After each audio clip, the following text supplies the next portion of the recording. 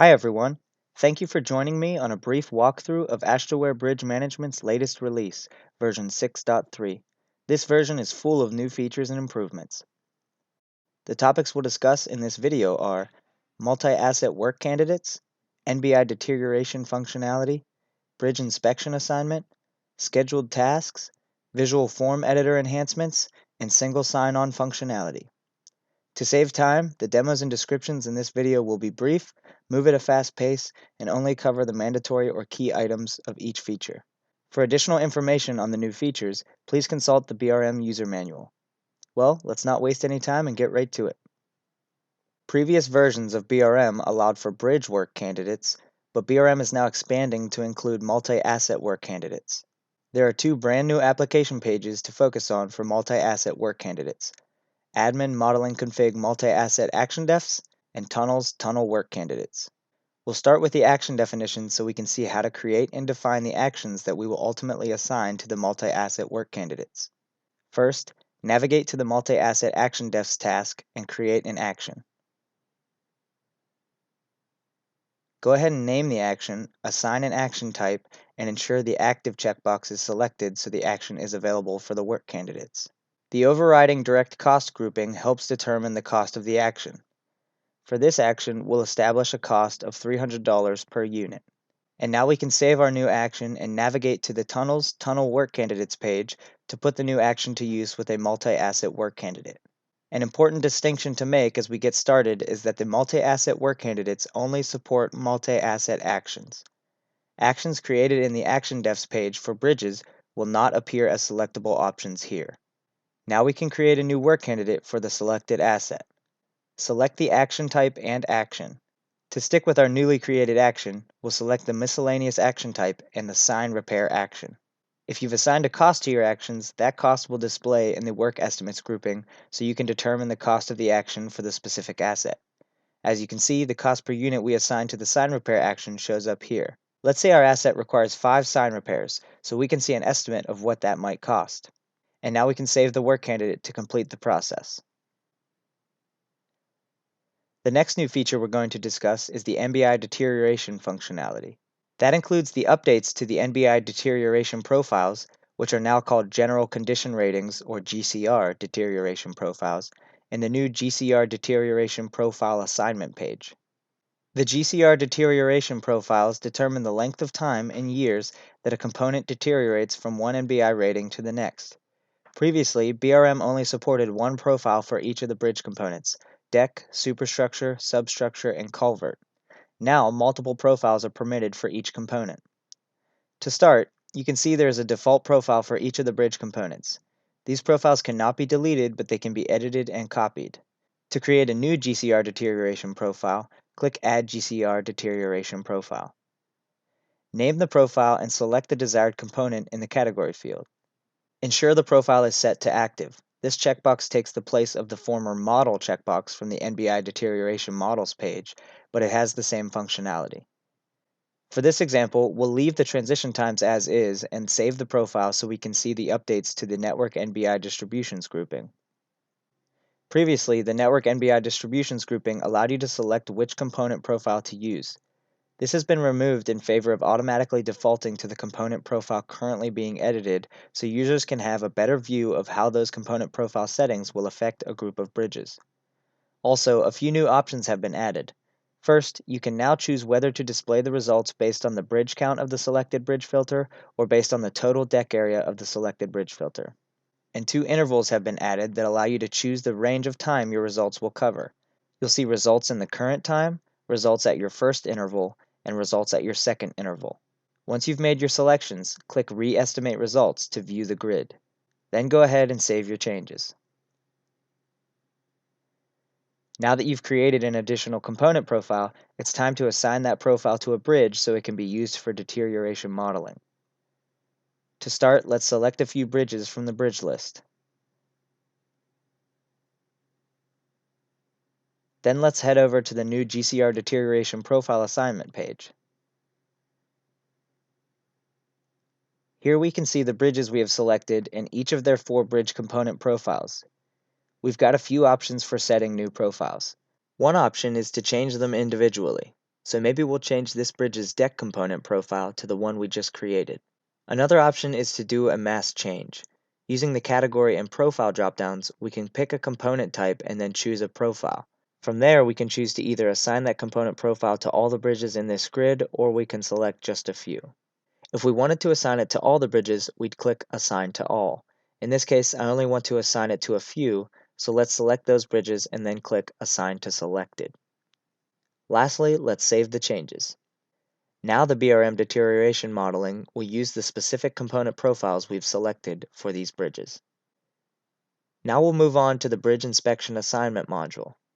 The Bridges Inspection Assignment page is a central hub that allows users to manage their groups, teams, and bridge inspection assignments. The page has 3 views that you can navigate to and from using the buttons at the top center of the screen.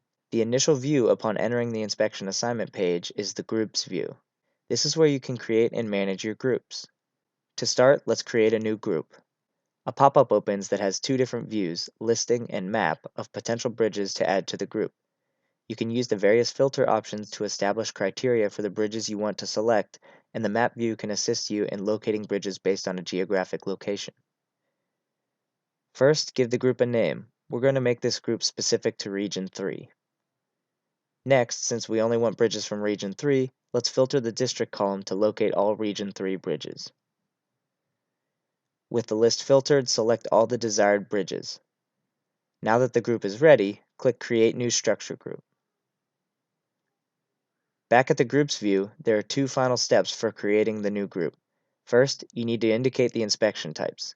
With the group selected, you can see the icons for each inspection type. A gray icon means that inspection type is not included. A colored icon means you've added that inspection type. Let's say we know we need fracture critical inspections done, so let's add that. You can add or remove the inspection types simply by clicking on their icons. The last step is to save.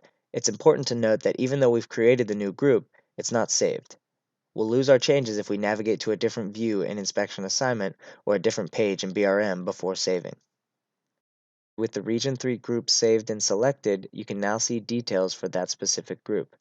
You can use the Manage Bridges in Group and Assign New Team to Group buttons to manage the respective aspects of the group, but we've already done our bridge management while creating the group, and we're going to do our team management for the group over on the Teams view, so let's head there now. The Teams view is structured in the same way as the Groups view. You can see the teams you have, and for the selected team, you can get a view of the upcoming inspections, the members of the team, and the groups to which the team is assigned. Let's create a new team. A pop-up opens with a list of all the users in the system. Give the team a name and then select the users you want to be in the team. When users are selected, a star outline appears next to their name. You can designate one team lead by clicking that user's star icon. With the team ready to go, click Create Team. As with the Groups view, we need to remember that even with the new team created, it's not yet saved, so let's do that now.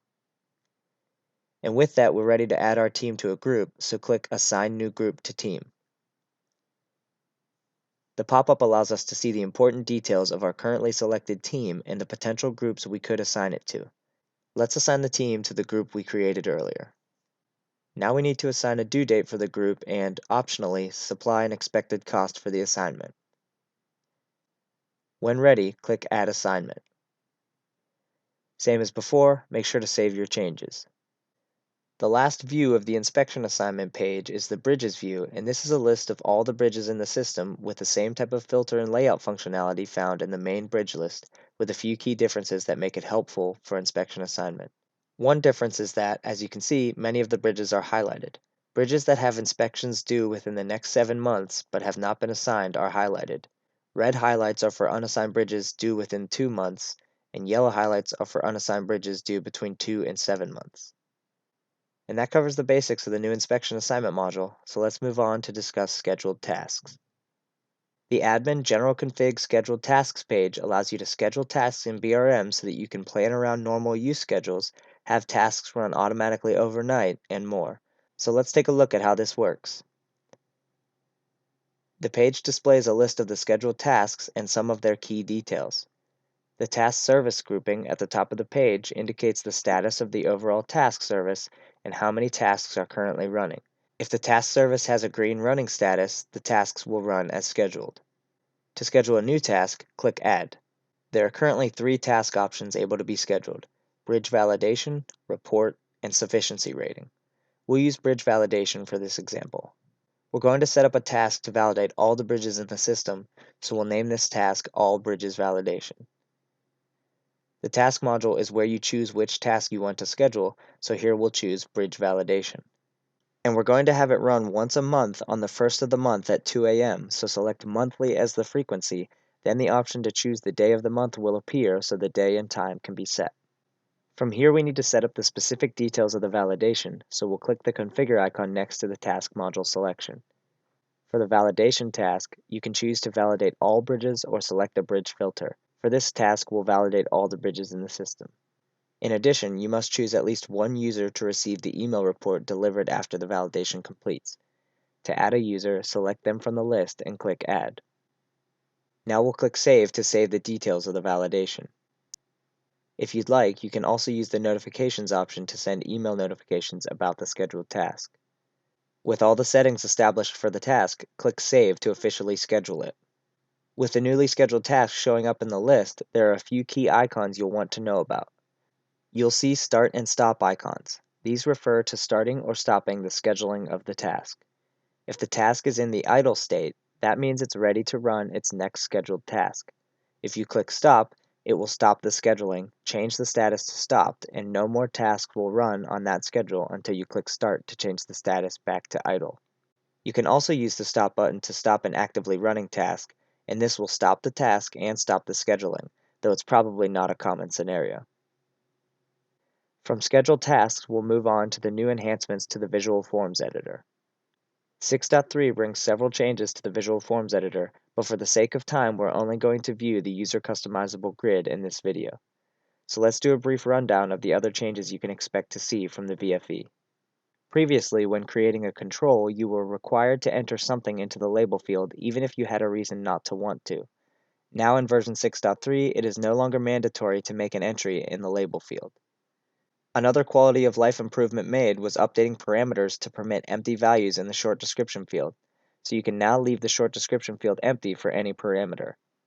We've also revealed some previously hidden control attributes when editing the selected control properties. These are things like number of rows, wrap text, max character limit, etc. So you now have a greater, more granular command over certain controls in the VFE. And lastly, you can now create multiple table extensions of the core BrM tables where previously only one was allowed. For example, if you have a table called User Bridge that is an extension of the BrM Bridge table, you can now create additional extensions to the BrM Bridge table on top of the one you already have. And with that, let's get back to the demo and take a look at the new grid customization option that allows you to create your own custom grids. I'm going to walk you through the creation of a very basic new grid to give you a feel for the process. So here's the plan. I've created a copy of the inspection appraisal page and I want to add a table at the bottom of the page to display some information. We're all set to add the new grid to the grouping, so let's see how it's done. I've already created a grouping called Appraisal Summary where we'll put the new grid. So we'll select the grouping and add the custom control form element from the toolbox. We'll name the grid AppSumGrid and label it Appraisal Summary. The control type we need to select to make a new grid is User Customizable Grid. For the sake of time, we won't mess with any of the other configuration settings, so now we can click Add Control. We can customize the control in the Properties tab by clicking Customize in the Customize Control grouping. So first, I want to show you a nice, helpful feature that may assist you in the future as you set out to create custom grids. If you click the Help icon, a help overlay appears that walks you through how to customize the grid. I'll click through it quickly to give you an idea of how it works. With the walkthrough done, it's our turn to try it out. For our table, we're going to want information from both the bridge and inspection tables. In the Add Columns grouping, you can now add any column from the tables you've added. For our purposes, we're simply going to add 3 fields: the bridge ID, the open-closed status, and the structure rating. Bridge ID is in the bridge table, so we'll select the bridge table, then select bridge ID as the column. Open-closed status and structure rating are in the inspection table, so we'll select the inspection table for each and make the appropriate column selections. Feel free to change the display headers for the columns as needed. Once you've got the columns you want, you can use the arrows to move them right or left to arrange the grid how you want. You can also use the X icons to delete columns from the grid. Well, it's a simple table, but let's save all our changes and see what we've got by opening our inspection copy of appraisal task.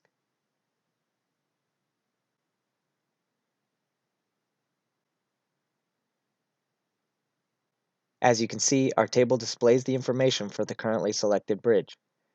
Obviously, this example is as basic as it gets, but you can take the basics and expand on them in all sorts of ways.